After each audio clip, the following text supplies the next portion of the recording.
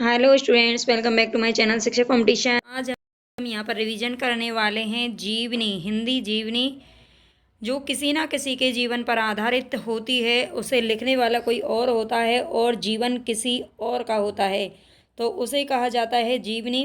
यहाँ पर हम रिवीजन करेंगे जीवनी का, बहुत ही अच्छे से करेंगे। यहाँ से कोई भी क्वेश्चन है जो कि बाहर नहीं जाता है, यहीं से ही सारे क्वेश्चन पूछे जाते हैं। तो मोस्टली सभी क्वेश्चन मैंने यहाँ पर ले लिए हैं और इनका हम थोड़ा सा आज विश्लेषण भी करेंगे। ठीक है, मैं पहले भी करती थी, लेकिन क्या है कि बच्चे थोड़ा कम पसंद करते हैं, तो इसलिए मैं नहीं करती थी। लेकिन हाँ, हम थोड़ा बहुत मैं आप उनके बारे में भी आपको बता दूंगी। साथ में व्याख्या मैंने नहीं दी हुई है, हम सीधा क्वेश्चंस को देखेंगे, तो ये भी चीज़ आप याद रखें। और यहाँ पर हमारे 21 क्वेश्चन है, ज़्यादा नहीं है, लेकिन यहीं से ही आपका जो पेपर है वो अच्छे से हो जाएगा। मतलब जीवनी में कोई क्वेश्चन आपका गलत होने की संभावना मुझे नहीं लगता बनी रहेगी। तो चलते हैं हम अपने फर्स्ट क्वेश्चन की तरफ। अगर आपको पसंद आए तो भाई लाइक ज़रूर कर देना, प्लीज़ ज़्यादा से ज़्यादा सपोर्ट करिए, सब्सक्राइब कर लिया करो चैनल को जिन्होंने भी नहीं किया है। और इनकी पीडीएफ अगर आपको चाहिए तो आप कमेंट बॉक्स में मुझे बता दीजिए, मैं अपना टेलीग्राम चैनल का लिंक डाल दूंगी, उसको आप ज्वाइन कर लेना, वहाँ पर इसकी पीडीएफ आपको मिल जाएगी। आवारा मसीहा किसकी जीवनी है? तो सबसे फेमस क्वेश्चन है ये, है ना, और सबसे ज़्यादा पूछा भी गया है। आवारा मसीहा किसकी जीवनी है? किसकी जीवनी है ये बताना है हमें। क्या ये प्रेमचंद की है, शरत चंद्र, सुमित्रानंदन पंत या फिर निराला जी? तो सभी को पता होगा इसके बारे में। तो ये शरत चंद्र जी की जीवनी है। और किसके द्वारा लिखी गई है? तो ये विष्णु प्रभाकर जी के द्वारा लिखी गई है। ठीक है, ये आपको पता होना चाहिए। इसे लिखने वाले कौन हैं? तो विष्णु प्रभाकर जी हैं। और लिखी है ये शरत चंद्र के आधार पर। ठीक है, शरत चंद्र का इसके आधार पुरुष हैं, ये ध्यान रखना है। और ये एक बांग्ला साहित्यकार थे, जो शरत चंद्र थे ये बांग्ला साहित्यकार थे, ये भी ध्यान रखना है, बांग्ला साहित्यकार। ठीक है, शरत चंद्र काफ़ी अच्छे बांग्ला साहित्यकार हैं, हम इतना इनको नहीं जानते, लेकिन बांग्ला भाषा में लिखते थे। अब इतनी चीज़ें आपको बस इस क्वेश्चन से याद रखनी है। और शरत चंद्र के एक दो ग्रंथ भी हैं, वो अलग से हम किसी और में पढ़ेंगे। कलम का सिपाही किसकी जीवनी है? कलम का सिपाही ये जीवनी किसकी है ये बताना है। निराला, महात्मा गांधी, मुंशी प्रेमचंद या रामचंद्र वर्मा? तो कलम का सिपाही आपसे पूछ रहा है, ये किसकी जीवनी है? तो ये मुंशी प्रेमचंद जी की जीवनी है, कलम का सिपाही। ठीक है, इससे मिलते जुलते एक आधा और क्वेश्चन है, उनको हम बाद में देख लेंगे। और ये लिखने वाले इसे कौन थे? तो मुंशी प्रेमचंद जी के जो पुत्र थे इनके अमृत राय। ठीक है, अमृत राय, उन्होंने अपने पिता के जीवन पर ये जीवनी लिखी थी, कलम का सिपाही। ठीक है, कलम का सिपाही नाम आपको याद रखना है। आगे चलेंगे। मनीषी की लोक यात्रा, मनीषी की लोक यात्रा किसकी जीवनी है? मनीषी की लोक यात्रा किसकी जीवनी है? प्रेमचंद, निराला, कविनाथ गोपीराज या फिर शरत चंद्र? तो मनीषी की लोक यात्रा किसकी जीवनी है ये बताना है हमें। तो यहाँ पर हमारा नाम क्या आएगा? कविनाथ गोपीराज। ठीक है, कविनाथ गोपीराज की जीवनी है ये। और ये किसके द्वारा लिखी गई है? तो ये भगवती प्रसाद सिंह के द्वारा लिखी गई है। ठीक है, भगवती प्रसाद सिंह के द्वारा लिखी गई है, भगवती प्रसाद सिंह। ठीक है, भगवती प्रसाद सिंह ने लिखा था। मनीषी की लोक यात्रा नाम से कविनाथ गोपीराज की जीवनी लिखी थी, ये आपको याद रखना है। चलते हैं आगे। गणेश शंकर विद्यार्थी रचित गांधी की जीवनी कौन सी है? देखो, गांधी जी के आधार पर 8-10 जीवनी है जो अलग अलग विद्वानों ने लिखी हैं, दो चार हम यहाँ पे भी पढ़ेंगे जो इम्पोर्टेंट है। लेकिन अभी यहाँ पर आपको बताना है कि गणेश शंकर विद्यार्थी रचित गांधी जी की जीवनी कौन सी है। बापू, श्री गांधी, करमवीर गांधी या अकाल पुरुष गांधी? ये सभी जीवनी है जो महात्मा गांधी के जीवन पर ही आधारित हैं, लेकिन अलग अलग लोगों के द्वारा लिखी गई हैं। तो जो गणेश शंकर विद्यार्थी हैं उन्होंने लिखा था श्री गांधी के नाम से। ठीक है, ये आपको याद रखना है, श्री गांधी। गणेश, है ना, सबसे पहले हमें क्या करना चाहिए? किसी भी काम को काम की शुरुआत करने के लिए, है ना, या उसका श्री गणेश करते हैं, हम करते हैं ना श्री गणेश। तो ऐसे करके आप याद रख लेना, श्री गांधी सबसे पहले किसने लिखा था? तो श्री गणेश किया था गणेश शंकर विद्यार्थी ने। बाकी को भी हम पढ़ेंगे आगे, इसके इनसे संबंधित क्वेश्चन हमारे यहाँ पर आ जाएंगे। बापू नामक जीवनी किसके द्वारा लिखी गई है? बापू नामक जीवनी किसके द्वारा लिखी गई है ये बताना है यहाँ पर। अमृत राय, घनश्याम दास बिरला? तो यही हमारा करेक्ट ऑप्शन है, घनश्याम दास बिरला। ठीक है, घनश्याम दास बिरला की अगर हम बात करें तो इन्होंने 2 जीवनी लिखी थी, गांधी जी के जीवन पर ही आधारित लिखी थी। बापू जो लिखी थी ये लिखी थी 1940 ईस्वी में, ठीक है। और मेरे जीवन में गांधी जी, एक और इन्होंने जीवनी लिखी थी, मेरे जीवन में गांधी जी, मेरे जीवन में गांधी जी, मेरे जीवन में गांधी जी, इस नाम से भी इन्होंने लिखी थी 1975 ईस्वी में, ठीक है। ये कब लिखी थी? 1975 में लिखी थी। तो घनश्याम दास बिरला की दोनों जीवनी आपको याद रखनी है जो कि महात्मा गांधी के जीवन से संबंधित हैं। अकाल पुरुष गांधी, इस जीवनी की रचना किसने की है? अकाल पुरुष गांधी, ठीक है। ये भी गांधी के जीवन पर ही आधारित है। तो इसे किसने लिखा है ये हमें बताना है।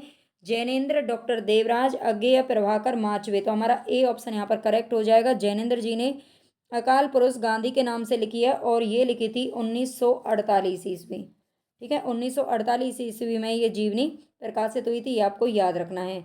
चलते हैं आगे। शिखर से सागर तक, ये किस रचनाकार की जीवनी है?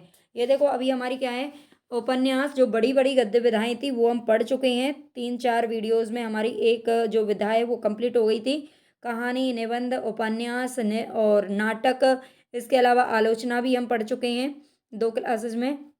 और जो जीवनी है वो आज की इसी क्लास में समाप्त हो जाएगी।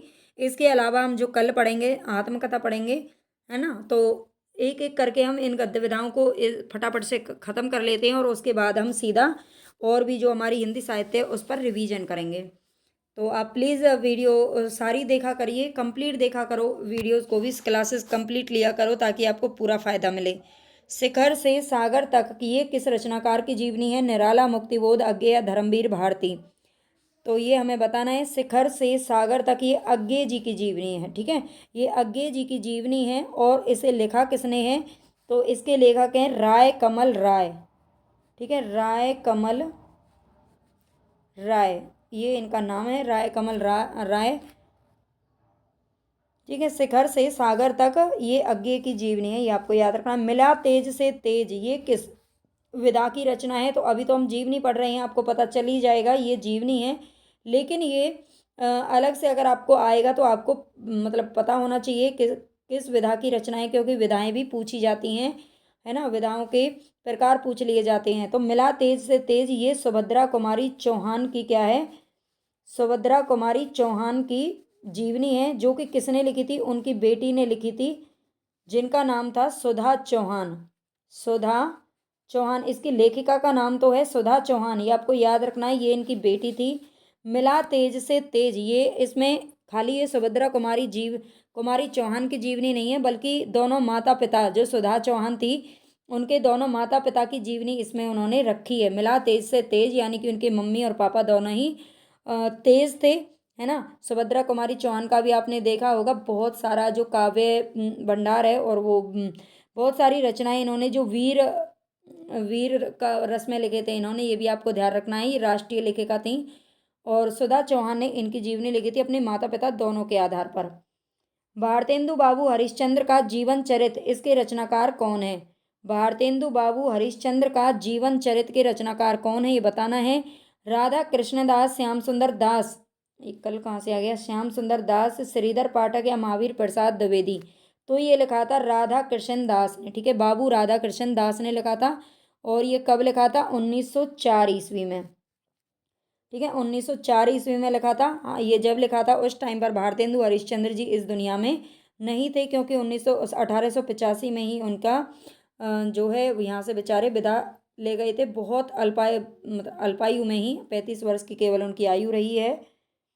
गांधी जी की जीवनी, महात्मा गांधी के लेखक कौन है? एक और आ गई गांधी जी की जीवनी जो कि महात्मा गांधी के नाम से लिखी गई है। तो इसके लेखक कौन है ये हमें बताना है। रामचंद्र वर्मा, संपूर्णानंद, ईश्वरी प्रसाद शर्मा या केशव प्रसाद सिंह। गांधी जी की जीवनी महात्मा गांधी के नाम से लिखी है रामचंद्र वर्मा ने, ठीक है। इन्होंने कोई हेर फेर नहीं किया, रामचंद्र वर्मा ने सीधा महात्मा गांधी नाम से ही लिख दिया और ये लिखी थी 1919 ईस्वी में। 1919 ये वही समय है जब 13 अप्रैल 1919 को जलियांवाला बाग हत्याकांड हुआ था, है ना। इतिहास से आप इसको जोड़ सकते हैं। तो रामचंद्र वर्मा ने उसी साल लिखी थी महात्मा गांधी। मुक्तिबोध की आत्मकथा के लेखक कौन है? मुक्तिबोध की आत्मकथा के लेखक कौन है ये हमें बताना है। मुक्तिबोध की आत्मकथा, विष्णु चंद्र शर्मा, विष्णु प्रभाकर, नेमित चंद्र जैन या फिर मुक्ति बोध। तो हमारे यहाँ पर राइट ऑप्शन हो जाएगा विष्णु चंद्र शर्मा। ठीक है, विष्णु चंद्र शर्मा ने क्या लिखा है? मुक्ति बोध की आत्मकथा, इसको याद रखना है। इनमें से कौन सा लेखक है जो जीवनी लेखक नहीं है? तो रामविलास शर्मा भी है, अमृत राय है, विष्णु प्रभाकर है, लेकिन जो आगे है ना उन्होंने किसी की जीवनी नहीं लिखी है, ये आपको याद रखना है। बाकी की जीवनी हम पढ़ चुके हैं। विष्णु प्रभाकर ने जीवनी लिखी है शरद चंद्र की आवारा मसीहा के नाम से, और रामविलास शर्मा ने 2 जीवनी लिखी थी, एक तो निराला की साहित्य साधना और एक लिखा था इन्होंने मार्क्स त्रोत्स्की और एशियाई समाज। ठीक है, और इसके अलावा अमृत राय ने अपने पिताजी का जीवनी लिखी थी कलम का सिपाही। ठीक है, आगे ने कोई जीवनी नहीं लिखी है। निराला की साहित्य साधना नामक जीवनी किसके द्वारा लिखी गई है? तो ये अभी हम देख चुके हैं, रामविलास शर्मा के द्वारा 1969 ईस्वी में लिखी गई थी, और इसी के कारण रामविलास शर्मा को 1970 में साहित्य अकादमी पुरस्कार भी दिया गया था। साहित्य अकादमी पुरस्कार भी इस पर दिया गया था 1969 के अंदर। 69 में इन्होंने निराला की साहित्य साधना नामक जीवनी और आलोचना दोनों ही माना जाता है इसको, क्योंकि हमने आलोचना में भी इस क्वेश्चन को पढ़ा था, उसमें भी दिया गया था और यहाँ पर भी है। ठीक है, दोनों में ये आता है, हालांकि ये पूरे जीवन पर आधारित है। इनमें से एक कृति जीवनी नहीं है, कौन सी कृति है जो कि जीवनी नहीं है? आवारा मसीहा, कलम का सिपाही, अन्य से अनन्य या शिखर से सागर तक। तो ये हम पढ़ चुके हैं, ये शरद चंद्र की जीवनी है, कलम का सिपाही हम पढ़ चुके हैं, और शिखर से सागर तक आगे की जीवनी है। लेकिन जो अन्य से अनन्या है, अन्य से अनन्या, ये किसकी है? ये आत्मकथा है। ये क्या है? आत्मकथा। इस तरह से आपको विधाएं याद होनी चाहिए। और ये आत्मकथा किसकी है? प्रभा खेतान। ठीक है, प्रभा खेतान की है ये। ठीक है, ये आपको ध्यान रखना है।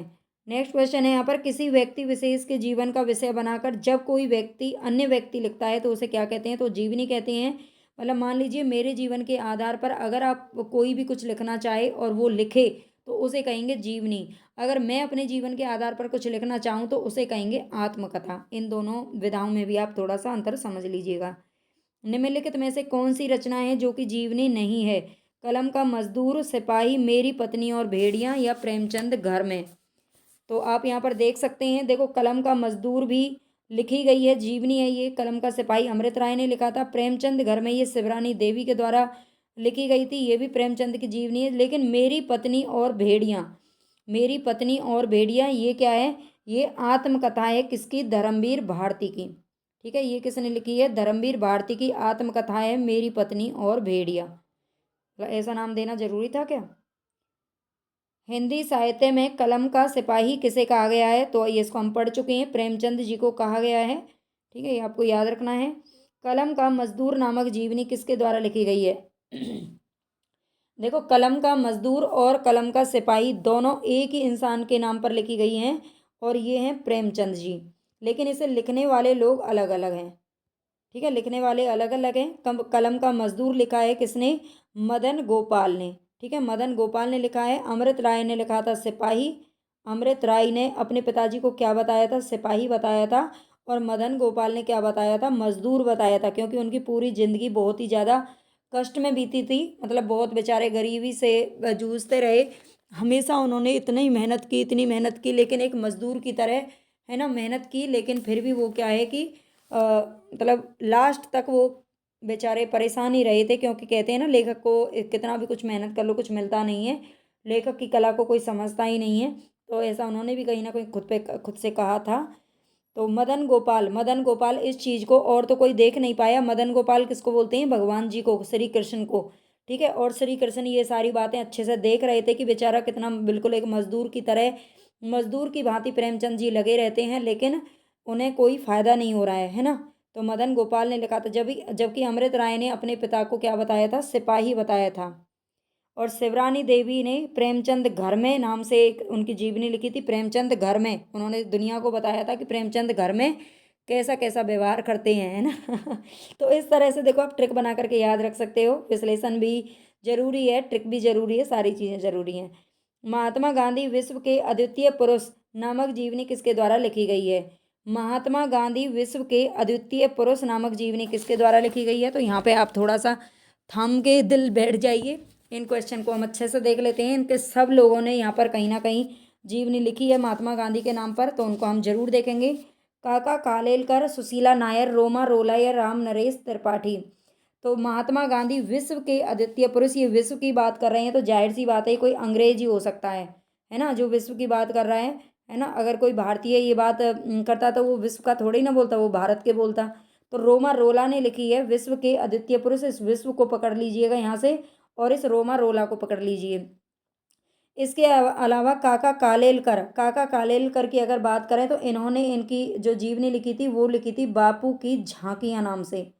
बापू की झांकियाँ, काका है ना, काका ने क्या निकाली, बापू की झांकियाँ निकाली थी काका ने, ठीक है। और सुशीला नायर की बात करें तो सुशीला नायर जानती थी बापू के कारावास की कहानी। बापू के कारावास की कहानी, ठीक है। बापू के कारावास की कहानी कौन जानती थी, सुशीला नायर जानती थी, और कोई नहीं जानता था। राम नरेश त्रिपाठी की अगर बात करें तो इन्होंने कहा था, राम नरेश त्रिपाठी ने, गांधी जी कौन है, मैं तो जानता ही नहीं हूँ, ठीक है। गांधी जी कौन है, गांधी जी कौन है, गांधी जी कौन है, ये जो जीवनी है वो लिखी थी राम नरेश त्रिपाठी ने। राम नरेश गांधी जी को जानते ही नहीं थे, ठीक है। 1921 ईस्वी में आई थी ये। तो ये सारी जो इम्पोर्टेंट रचनाएं हैं उनको आप याद रख लीजिएगा, ठीक है। विश्व के आदित्य पुरुष किसने बताया था, रोमा रोला ने। काका ने निकाली थी झांकियाँ, और सुशीला नायर जानती थी बापू के कारावास की कहानी। राम नरेश जी कहते हैं कि गांधी जी कौन है मैं तो जानता ही नहीं हूँ। इस तरह से आप याद रखिए इनको। दुर्गादास नामक जीवनी के लेखक कौन है, दुर्गादास नामक जीवनी के लेखक हैं मुंशी प्रेमचंद जी, ठीक है। मुंशी प्रेमचंद जी ने लिखा है, लेकिन इनको हम सबको अच्छे से देखेंगे। मुंशी प्रेमचंद ने लिखा है दुर्गादास, और ये कब लिखा था, 1938 ईस्वी में लिखा था, ठीक है। 1938 ईस्वी में ये लिखा था। ब्रज रत्न दास की अगर बात करें तो इन्होंने एक जीवनी लिखी थी भारतेंदु हरिश्चंद्र की। थोड़ा सा आप रुक जाना, भागना मत, क्योंकि यहाँ पर इम्पोर्टेंट जो क्वेश्चन है वो मैंने एक साथ में ही चार चार रख दिए हैं। भारतेंदु हरिश्चंद्र 1948 में लिखा था, ठीक है, 1948। राम वृक्ष बेनीपुरी की बात करें तो इन्होंने एक जीवनी लिखी थी जयप्रकाश नारायण की, ठीक है। जयप्रकाश नारायण की इन्होंने जीवनी लिखी थी। सूर्यकांत त्रिपाठी निराला की बात करें तो वैसे इनको कुल्ली भाट भी कहा गया है, निराला को, है ना। और इन्होंने कुल्ली भाट के नाम से जीवनी लिखी थी 1939 ईस्वी में। इसको आपको याद रखना है। तो ये सारे जो क्वेश्चन हैं आप याद रखिए इनको। दुर्गादास जीवनी लिखी थी मुंशी प्रेमचंद ने। कविवर बिहारी लाल नामक जीवनी किसके द्वारा लिखी गई है, कविवर बिहारी लाल, ये 1895 ईस्वी में आई थी, 1895 में। तो समझ सकते हैं आप उस टाइम पर कौन थे, तो राधा कृष्ण दास, ठीक है। मामा और फूफी के लड़के थे जो राधा कृष्ण दास और भारतेंदु हरिश्चंद्र थे, ठीक है। इनका भी याद रख लेना। कविवर बिहारी लाल 1895 में आई थी, राधा कृष्ण दास के द्वारा लिखी गई थी। अगर शिवनंदन साय की बात करें तो इन्होंने भारतेंदु हरिश्चंद्र पर जीवनी लिखी थी हरिश्चंद्र नाम से, ठीक है, 1905 ईस्वी में। इसको भी आप याद रखिएगा। बाबू श्याम सुंदर दास की अगर हम बात करें तो इन्होंने लिखी थी हिंदी कोविद रत्नमाला, हिंदी कोविद रत्नमाला, कोविद रत्नमाला, ठीक है, हिंदी कोविंद रत्नमाला। ये भाग 1 जो 1909 में चिंतामणि आई थी, और भाग 2 1914। हिंदी के 40 साहित्यकारों की जीवनियाँ, सब की सब, जो चिंतामणि भाग फर्स्ट और चिंतामणि भाग सेकंड था, उसमें जो भी जिनकी भी रचनाएं रखी गई थी, ये रामचंद्र शुक्ल जी की ये पुस्तक थी, है ना। और उनमें एक एक पुस्तक में ही कई कई साहित्यकारों के बारे में लिखा गया था। उन सब की जीवनियाँ किसने लिख दी, तो ये लिखी थी बाबू श्याम सुंदर दास ने, हिंदी कोविद रत्नमाला के नाम से। इम्पोर्टेंट बहुत ज़्यादा है, इसको आप याद रखिए। और बाल मुकुंद गुप्त की अगर बात करें तो इन्होंने लिखा था प्रताप नारायण मिश्र, प्रताप नारायण मिश्र 1905 ईस्वी में, ठीक है। 1905 ईस्वी में जब बंगाल का विभाजन हुआ था लॉर्ड कर्जन के टाइम पे, एक मिनट, नहीं नहीं नहीं, ये 1907 में आया था, 1905 अलग है, 1907 ईस्वी में, ठीक है। 1905 की अगर बात करें तो यह आया था हरिश्चंद्र, जो शिवनंदन साय ने लिखा था। तो आई होप आपको ये क्लास पसंद आई होगी, आपके लिए काफ़ी यूजफुल रहेगी, ये मुझे पता है ना। आपको शायद नहीं पता होगा, अभी आप बच्चे हो, पढ़ रहे हो। और चलते हैं हम अपने, अगर आपको क्लास अच्छी लगे तो प्लीज़ लाइक ज़रूर करके जाना, सब्सक्राइब कर लेना चैनल को, और शेयर भी कर देना अपने दोस्तों के साथ में। भाई इतना सपोर्ट तो आप कर ही सकते हो, है ना। तो चलते हैं, okay, take care, bye bye.